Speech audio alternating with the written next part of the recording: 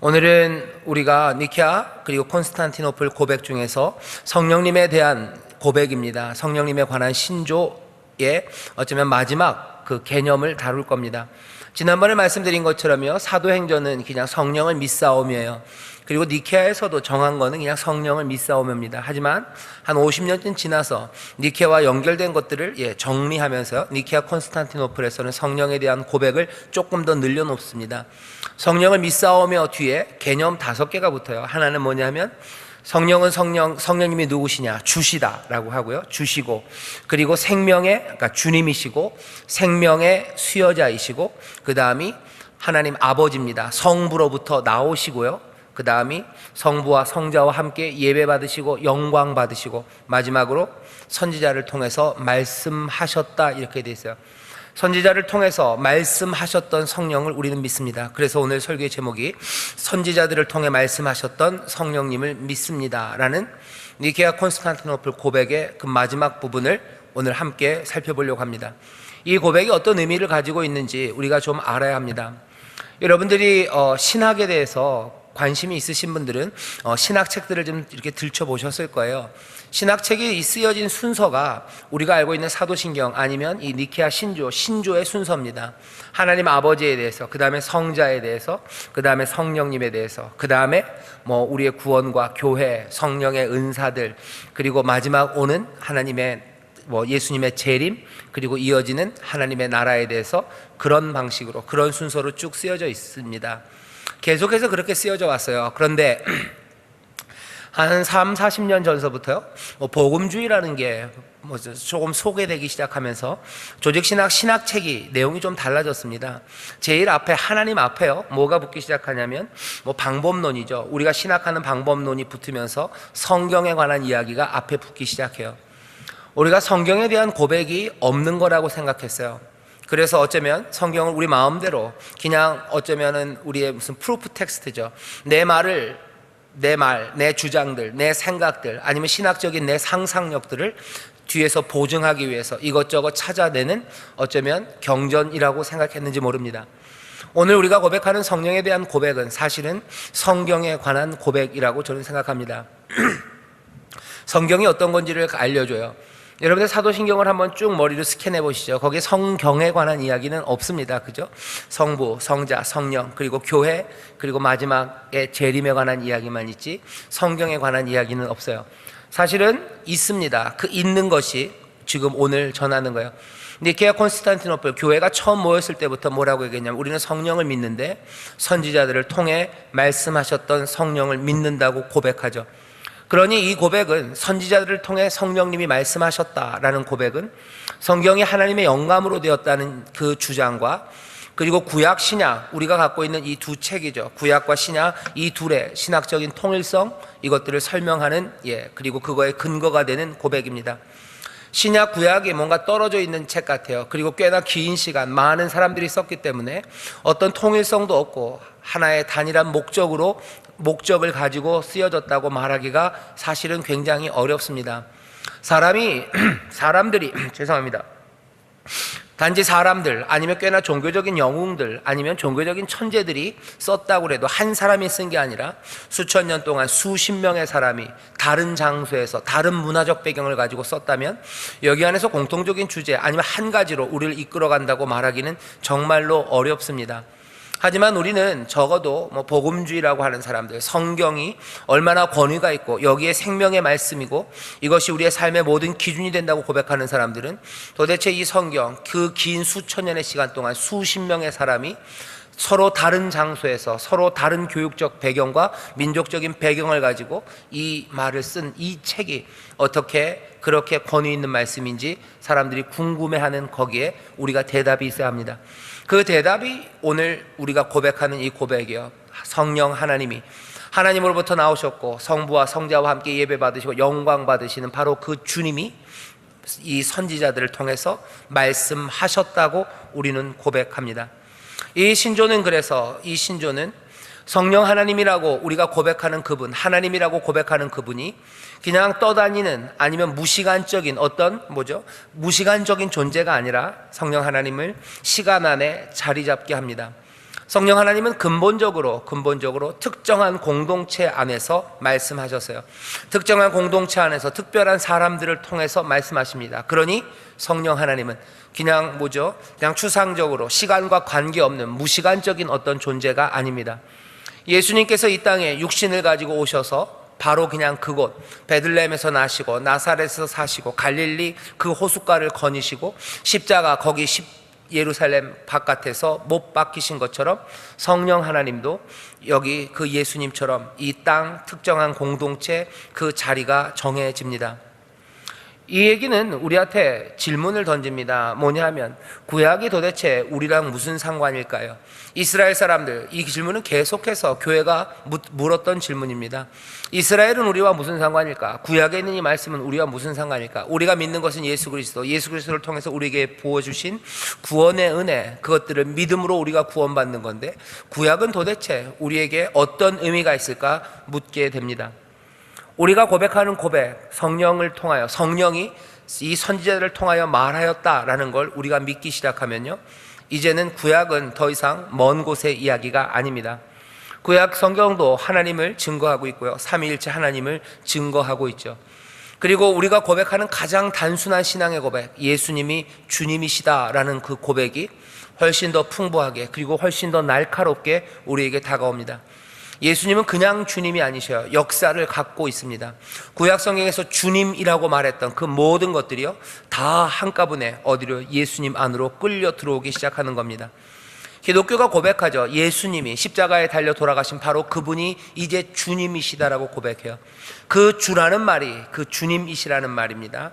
아도나이라고도 하고 아니면 야훼라고도 번역된 그 주님이라는 말이 구약에서 얘기했던 바로 그 주님, 이스라엘의 유일하신 여호와 하나님, 그분이랑 같은 것이 된다면 예수님이 주님이시라는 고백은 우리를 갑자기 신비 가운데로, 삼위일체라고 얘기하는 그 하나님의 그 거룩한 신비 가운데로 이끌어 갑니다. 예수님이 주님이셔요. 사실은 구약을 딱 띄고 예수님이 주님이시다, 예수님이 하나님이시다, 그렇게 고백하는 게 훨씬 더 쉽습니다.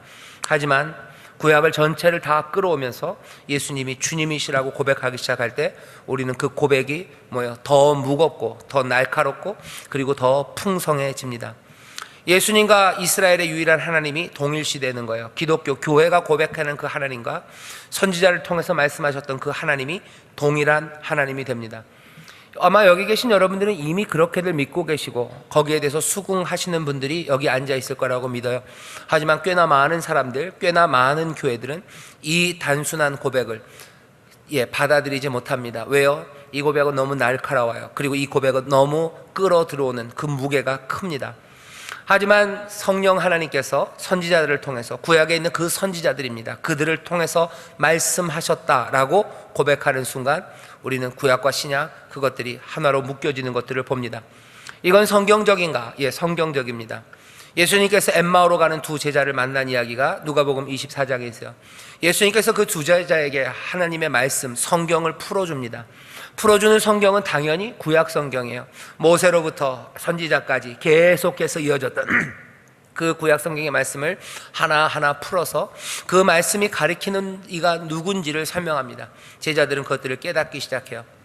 요한복음 5장 39절 40절에 보면 예수님이 더 분명하게 사건이 아니라 말씀으로 얘기하십니다. 이렇게 말씀하셔요. 너희가 예전서부터 성경을 상고한다는 거죠. 요한복음 5장 39절입니다. 제가 읽겠습니다. 너희가 성경에서 영생을 얻는 줄 생각하고 성경을 상고하거니와. 이 성경은 뭡니까? 구약 성경입니다. 유대인들이에요. 여기 바리새인들입니다. 그 사람들, 너희들 성경을 열심히 보지, 하나님의 말씀, 하나님의 영으로 우리에게 주신 그 말씀 가운데서 영생을 찾으려고 너희들 열심히 보지, 너희들이 이렇게 열심히 찾는 게 결국은 이 성경이 곧 내게 대하여 증거하는 것이다 얘기해요. 예수, 나에 대하여 증거하는 것이다. 그러나 너희가 영생을 얻기 위하여 내게 오기를 원치 아니하는도다. 너희는 결국은 영생을 찾으려고 하는데 이 영생이, 이 성경이 증거하는 건 바로 나인데 너희들은 나를 영접하지 않아. 그러니 너희에게 영생이 없는 거다라고 말씀하십니다. 예수님이 하시는 말씀이에요. 구약이 가리키는 거, 구약은 다 예수님에 관해서 얘기하고 있어요. 또 바울이 얘기합니다. 바울이 로마서 15장 4절에서 같은 얘기를 해요. 전에 쓰여졌던 것이라고 말합니다. 로마서 15장 4절 보면요, 전에 쓰여졌던 것, 무엇이든지 전에 기록된 바는 전에 기록된 바는 뭡니까? 구약 성경이요. 신약 말고 이전에 하나님의 말씀으로 기록된 그것들은 우리의 교훈을 위하여 기록된 것이니 그것들은 우리에게 교훈이 된다는 거예요. 우리에게 대한 가르침입니다. 구약은 따로 떨어져 나갈 것이 아니라 전에 기록된 것은 우리에게 도움이 되어 우리를 가르칩니다. 우리의 교훈을 위하여 기록된 것이니 우리로 하여금 인내로 또는 성경의 안위로 소망을 가지게 함이니라. 성경은 계속해서 증거하고 있죠. 구약이 다른 책이 아닙니다. 구약도 예수를 증거하고 있어요. 구약도 우리에게 소망과 인내 가운데 우리에게 평안을 주고 우리에게 가르침이 됩니다. 예수님이 직접 말씀하셔요. 교회가, 바울이 그 얘기를 증거합니다. 그러니 여기 성경에 대한 고백, 성령 하나님이 이 선지자들을 통해서 말씀하셨다는 그 고백을 받아들이면 구약 성경도 우리는 예수를 향한 우리의 영생을 위한 가르침으로 받아들여야 합니다. 아마 이것들을 거부하는 사람들이 꽤나 많아요. 그리고 어떻게 하면 구약에서 가르치는 내용들을 뺄까 애를 씁니다. 가끔가다 그런 이야기를 들어요. 어떤 분들이 그러죠. 교회가 구약을 너무 많이 설교한대요. 근데 그렇지 않습니다. 그냥 단지 구약을 구약으로 다루지는 않아요. 나중에 얘기하겠지만 구약에 있었던 모든 이야기들은 어떻게 나타납니까? 신약 성경 안에서 점점 더 그 의미가 분명해진다고 교회는 가르쳐 왔어요. 구약이 신약 안에서 점점 더 분명해집니다. 신약을 알고 있는 우리는 어쩌면 이전보다 더 구약을 분명히 보기 시작하고요. 또 신약 성경은 어디 안에서 이 구약 성경 안에서 점점 더 그리고 그 의미가 더 풍성해집니다. 우리는 그렇게 알고 있고 이 일이 어떻게 가능합니까? 한 성령이 말씀하시기 때문에 그래요. 우리에게 지금 구원을 가져다 주시고 교회를 인도하시는 성령님, 바로 그 성령님이 구약 때 선지자들을 통해서 말씀하셨다고 우리는 고백하는 겁니다. 그러니 당연한 이야기 같지만 다른 어떤 사람들에게는 당연하지 않기 때문에 다시 한번 확인합니다. 구약 성경 여기에서도 성령님이 말씀하시고 당연히 우리에게 생명이 되는 가르침 그것들을 주십니다. 구약에서 배울 게 많습니다. 구약을 통해서 구약 안에서 우리가 하나님의 의미들, 구약 안에 숨어져 있는 신약의 메시지들을 우리는 발견할 수 있습니다. 자, 그렇다면 다음 주제로 넘어갑니다. 우리가 성령이 선지자들을 통해서 말씀하셨다고 고백하면요, 바로 그때 우리는 성경의 영감설이라는 어쩌면 큰 주제에 다다르게 됩니다. 하나님의 말씀은 하나님의 영감으로 되었다고 고백하는 사람들이 있어요. 소위 말하는 복음주의자들 아니면 가장 보수적인 성경관을 가진 사람들은 늘 그렇게 얘기합니다. 모든 성경은, 디모데후서죠, 모든 성경은 하나님의 감동으로 된 거예요. 하나님의 감동으로 되었다 할 때 하나님의 숨결이 들어갔다고 얘기합니다. 하나님의 숨결이 들어갔어요. 그 얘기는 하나님의 영으로 쓰여졌다고 우리는 받아들입니다. 그래서 구약, 신약 몽땅 다 하나님의 감동, 특별히 성령 하나님의 영감으로 기록되었다고 우리는 말합니다. 그렇게 이해합니다. 오늘 디모데 후서만이 아니고요, 오늘 읽은 본문 베드로 후서 1장 마지막에 그렇게 돼 있죠. 21절에 보면 예언은 언제든지 사람의 뜻으로 낸 것이 아니니, 이때 이 예언은요 구약 성경을 말하는 겁니다. 예언은 언제든지 사람의 뜻으로 낸 것이 아니요 오직 성령의 감동하심을 입은 사람들이 하나님께 받아 말한 것임이니라 라고 얘기되어 있어요. 이 얘기는 뭡니까? 구약 성경에 있는 모든 예언의 말씀들, 꼭 예언이 미래에 관한 이야기만은 아닙니다. 모세가 선지자예요. 당연히 선지자들이 선지자예요. 사무엘이 선지자입니다. 구약 성경을 쓴 모든 사람들은 선지자라고 불려진 사람들입니다. 그 사람들은 다 성령의 감동하심으로 하나님으로부터 말씀을 받아 쓴 거예요. 그렇다면 그 말씀은 당연히 성령의 감동으로 된 하나님의 말씀입니다.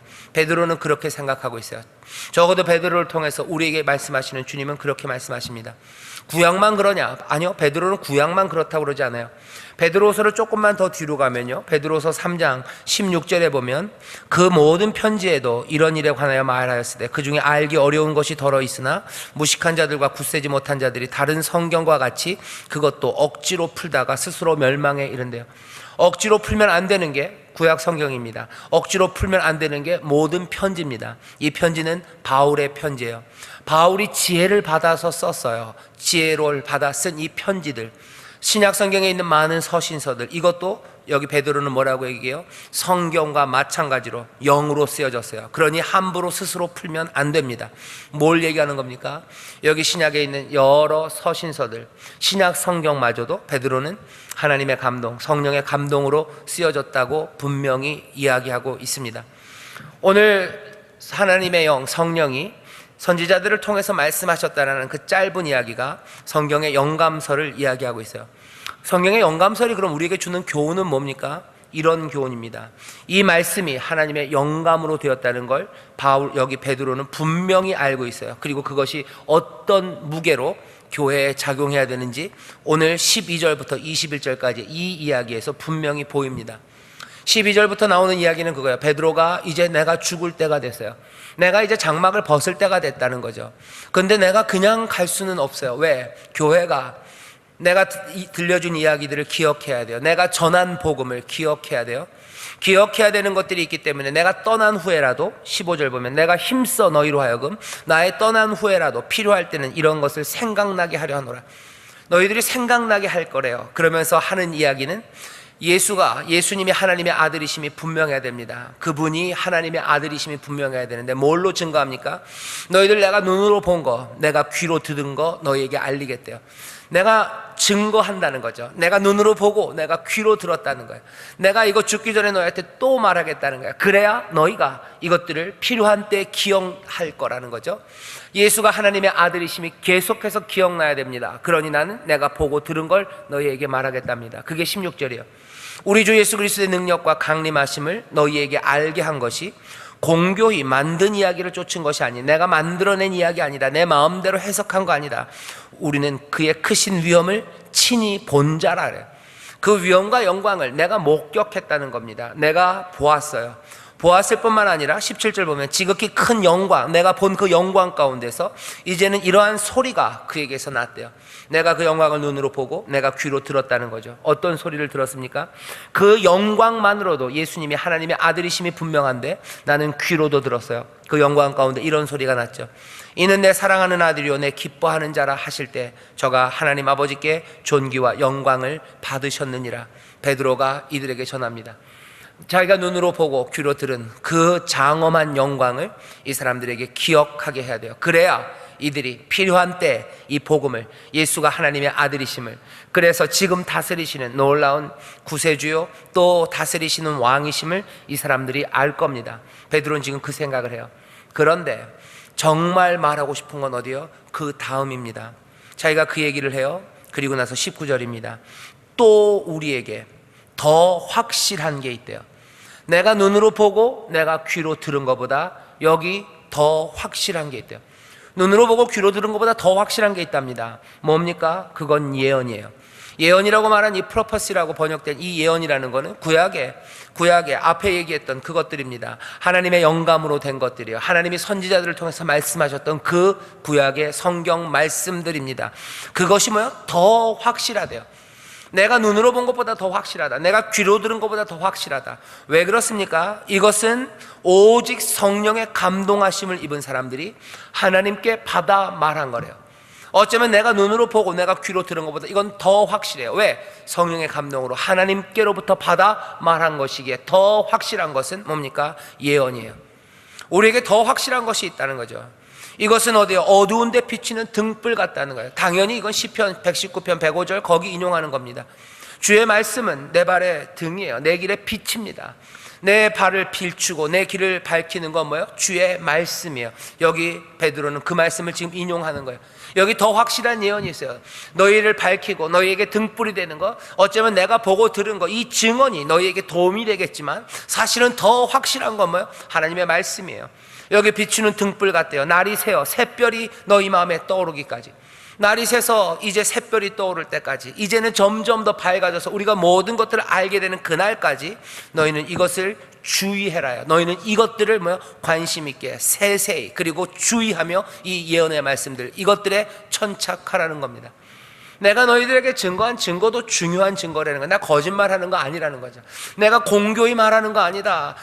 내가 친히 보고 친히 들은 걸 사랑하는 마음으로 내가 장막을 벗기 전에 너희에게 알리겠다는 거예요. 하지만 그보다 더 확실한 것, 그것은 예언의 말씀. 우리에게 빛이 되고 우리 어두움을 밝히는 빛이 되고 샛별이 떠오르는 그때까지 우리 마음을 밝혀주는 그거, 이 예언의 말씀에 너희들 주의해야 된다는 거예요.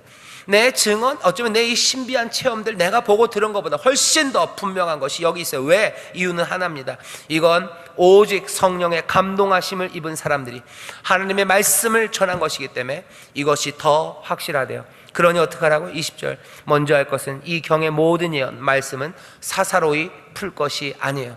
내 마음대로 해석할 거 아닙니다. 내 마음대로 주장할 거 아니에요. 내 주장에 갖다 붙여야 되는 것 아니에요. 훨씬 더 중요하고 그리고 분명하고 그리고 우리의 삶의 기준이 되는 건 하나님의 말씀이라고 얘기합니다.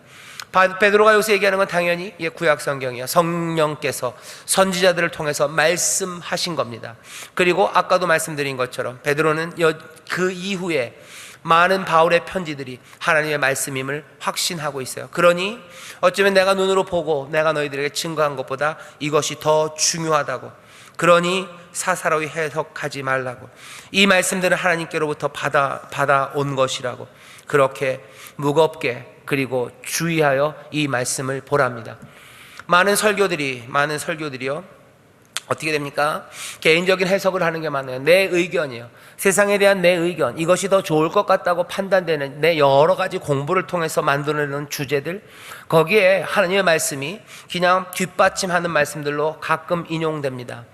안타깝게도 20세기에 유명하고 그리고 위대했던 신학자들이 있는데요, 그 신학자들의 근간이 되고 기본이 되는 건 하나님의 말씀은 아닙니다. 틸리 이런 사람들 조직신학책이 3권이나 돼요. 아무리 봐도 하나님의 말씀, 거기서 뭔가가 나오지 않아요. 인간에 대한 깊은 이해가 있어요. 세상에 대한 깊은 이해들, 여지껏 사람들이 고민했던 인생과 삶과 신과 존재에 대한 깊은 고민 가운데 하고 싶은 말들, 우리에게 위로가 되는 이야기들, 좋은 이야기들 거기에 많습니다. 하지만 그건 우리가 그렇게 주의해서 봐야 될 그것은 아닙니다. 여기 생명으로 하나님이 주시는 말씀이 있어요.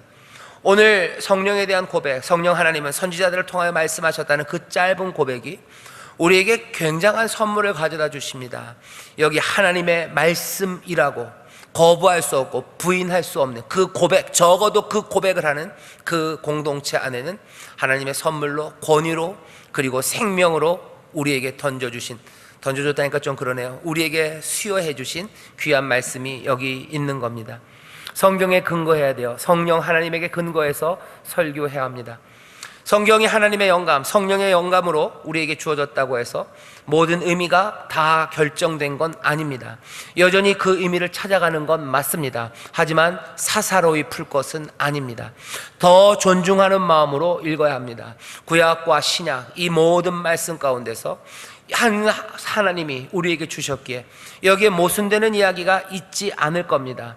이전에 배웠던 것들을 통해서 또 앞으로의 전망 가운데 하나님의 영감으로 되었기에 우리를 가르치신 그 말씀 가운데 이제 우리가 얻게 될 그 믿음으로 다시 또 그 말씀을 읽으면서 어떻게 해요? 우리를 의로 교육해가며 점점 더 하나님의 선한 일에 합당하게 이전도 그리고 이후도 하나님의 말씀은 우리를 인도합니다. 디모데전서, 우리가 하나님의 영감, 성경이 하나님의 영감으로 됐다고 우리가 가르칠 때마다 제일 많이 인용하는 게 디모데후서 3장입니다. 거기 보면 이렇게 돼 있죠. 16절에 모든 성경은 하나님의 감동으로 된 것으로 교훈과 책망과 바르게 함과 의로 교육하기에 유익하니 이는 하나님의 사람으로 온전케 하며 모든 선한 일을 행하기에 온전하게 하려 함이라. 하나님의 말씀은 모든 성경은 하나님의 감동으로 됐어요. 그러니 우리를 온전케 할 겁니다. 점점 지금 온전케 하고 그리고 미래로 계속해서 온전케 할 거예요. 하지만 미래에 관한 이야기만은 아닙니다. 성경은 하나님의 감동으로 된 거예요. 3장 16절 그 위에 보면 이렇게 되어 있습니다. 이렇게 되어 있어요. 14절부터 읽겠습니다. 그러나 너는 배우고 확신한 일에 거하라. 네가 뉘게서 배운 것을 알며 네가 어려서부터 성경을 알았나니 성경은 능히 너로 하여금 그리스도 예수 안에 있는 믿음으로 말미암아 구원에 이르는 지혜가 있게 하느니라. 네가 이미 성경으로 배워서 어디요? 예수 그리스도를 믿음으로 구원에 이르는 그 지혜, 그것들을 배운 거예요. 성경을 통해서 그걸 배웁니다. 그리고 여전히 성경은 하나님의 감동으로 됐기에 그것들을 배워요. 이 진리를 배워요. 그리고 우리를 온전하게 만들어 갑니다. 성경은 조금 알고서 뒤로 치워버려야 되는 게 아닙니다. 아니면 구원에 이르기는 거 필요 없이 앞으로 온전하게만 가는 거 아닙니다. 우리의 삶, 신앙의 앞과 뒤, 앞으로 나가는 미래와 우리의 과거, 이 모든 것들을 채우는 것은 뭡니까? 하나님의 감동으로 된 이 말씀이요. 이 말씀이 우리를 믿음으로 인도해요. 이 말씀이 우리를 온전하게 하는 곳으로 인도해 갑니다. 우리의 신앙, 우리의 삶의 전체가 이 말씀과 함께 동행하는 삶이에요. 왜? 성경은 하나님의 감동으로 됐어요. 성령은 여기 선지자들을 통하여 말씀하십니다. 우리는 그렇게 고백해요. 성령 하나님께서 선지자를 통해 말씀하셨다 고백하면서 그 고백 안에 성경이 내 과거를 인도하셨고 이제 내 미래를 인도하신다는 고백이에요. 이 기준을 우리가 가졌어요. 가장 확실한 예언을 우리가 가졌다는 고백이 바로 이 신조, 성경에 대한, 아니 성령 하나님께서 선지자를 통해서 말씀하셨다는 이 고백 안에 담겨 있습니다. 교회는 이 고백을 해왔습니다.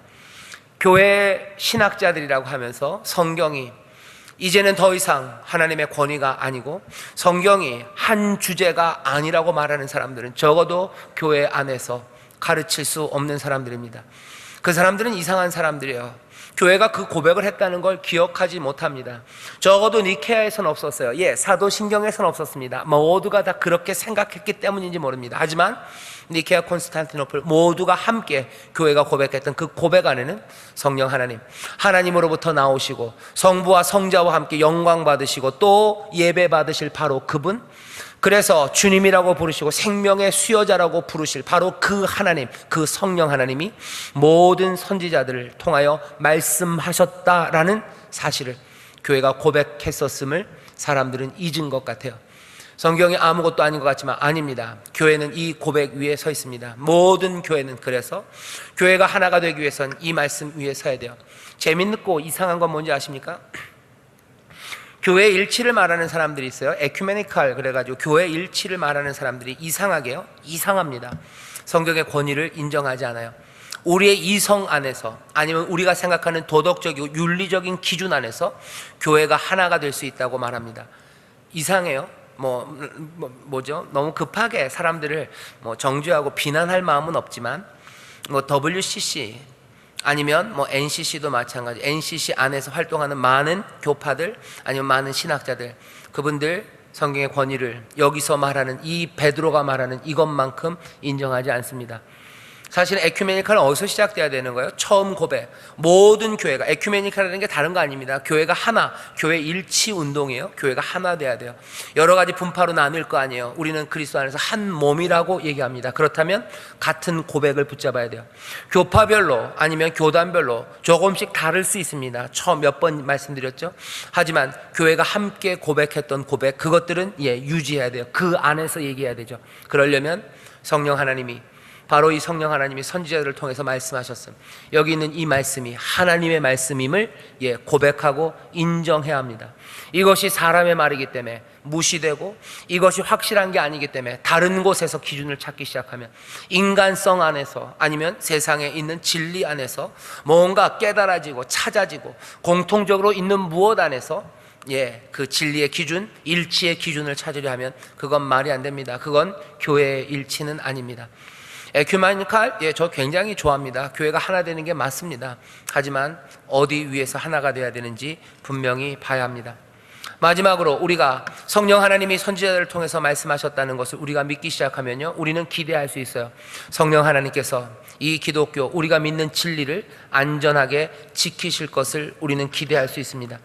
한 하나님이 정하신 말씀이에요. 한 하나님이 선지자들을 통하여 직접 하신 말씀이에요. 그러니 신구약 성경은 통일될 겁니다. 이 안에 우리에게 필요한 모든 것들을 다 담아 놓으셨을 겁니다. 여기서 얘기하지 않은 것들, 그죠? 여기 성경에서 얘기하지 않은 것들, 아니면 여기서 모순되는 이야기들, 그런 것들은 없을 거라고 우리는 믿어요. 요즘 이 성령이 선지자들을 통해서 말씀하셨다는 이 고백이 이상하게 왜곡되는 경우가 있어요. 뭡니까? 성령 하나님이 선지자들을 통해서 말씀하신대요. 그러니 성령은 지금도 선지자들을 통해서 말씀하신다고 얘기해요. 믿습니까? 예, 전 믿습니다. 가끔 가다가 개혁주의란가요? 좀 개혁주의, 소위 말하는 장로교 쪽에서는 뭐 예언, 하나님의 말씀은 뭐 닫혔다고 얘기해요. 이 성경이 닫히면서 예언도 그쳤다고 얘기하는데 그렇지는 않습니다. 성령 하나님이 지금도 말씀하신다고 저는 분명히 믿어요. 그렇게 되면 좀 그런데 위험해집니다. 왠지 아십니까? 세상의 온갖 종류의 이단들은 다 이 고백을 왜곡하고 이용하는 거예요. 성령 하나님이 나에게 말씀하셨다는 거예요. 하나님이 나에게 말씀하시고 나에게 가르쳐 주셨대요. 뭐라고? 네가 성령이라고 얘기하고, 네가 예수라고 얘기하고, 네가 메시아라고 내가 분명히 들었다는 거예요. 그 이야기들입니다. 그건 어떻게 받아들여야 됩니까? 우리는 이렇게 생각하셔야 돼요. 하나님이 누구 이만희 씨한테 얘기할 수 있습니까? 예, 얘기하실 수 있습니다. 거기에 대해서 부정하지 않습니다. 오케이요. 하지만 분명한 건 이만희 씨에게 네가 예수라고는 절대 말하지 않았을 겁니다. 그건 확실합니다. 왜 그렇습니까? 성령 하나님께서 여기 이 구약과 신약을 말씀하시면서 그렇게 이만희 님이 예수라고 어디에도 숨겨놓지 않았고, 구약 신약을 어딜 둘러봐도 이만희 씨가 예수라는 그 이야기가 드러나지 않습니다. 확실하게 만들고, 그리고 여기 숨겨져 있는 이야기, 그 이야기 가운데 이만희 씨가 예수라는 이야기는 없어요. 몰몬이라는 사람들이 있죠. 몰몬이 하는 얘기들이 있어요. 왜 하나님이 꼭 그곳 이스라엘 거기에서만 계시를 하셨겠냐고. 하나님의 영이, 하나님이 이쪽 미국이죠. 아메리카에 임하셨대요. 아메리카에 오셔서 거기에 있었던, 거기 거하던 사람들에게 너네들이 바로 이 지구의 주인이고 너희들이 이 지구의 신들이라고 말씀하셨다는 거예요. 그러면서 그 말을 못 믿는다 그러면 몰몬들이 와서 물어봅니다. 하는 말이 뭐예요? 왜 하나님이 그런 일을 하실 수 없을 거라고 생각하냐? 예, 하실 수 있다고 생각합니다. 하나님이 왜 이스라엘에게만 그렇겠습니까? 인디안들에게도 오셔서 말씀하실 수 있어요. 예, 거기에 대해서 부정하지 않습니다. 그러실 수 있을 거예요. 하지만 그들에게 오셔서 너희들이 이 땅의 신이다 라고 말씀했다고는 받아들일 수 없습니다. 그건 아닙니다. 그럴 수는 없습니다. 한 성령께서 여기 분명히 말씀하셨어요. 그렇다면 이 말씀과 모순되는 이야기를 거기서 하실 일이 없어요. 여기에 드러나고, 여기에 어쩌면 감춰졌기에 좀 더 드러나야 되는 이야기들, 그 말씀들이라면 우리가 용납하고 감사함으로 받을 거예요. 하지만 몰몬의 그 이야기를 받아들일 수는 없어요. 이만희 씨가 하는 이야기 받아들일 수 없어요. 문선명 씨가 하는 이야기 받아들일 수 없어요.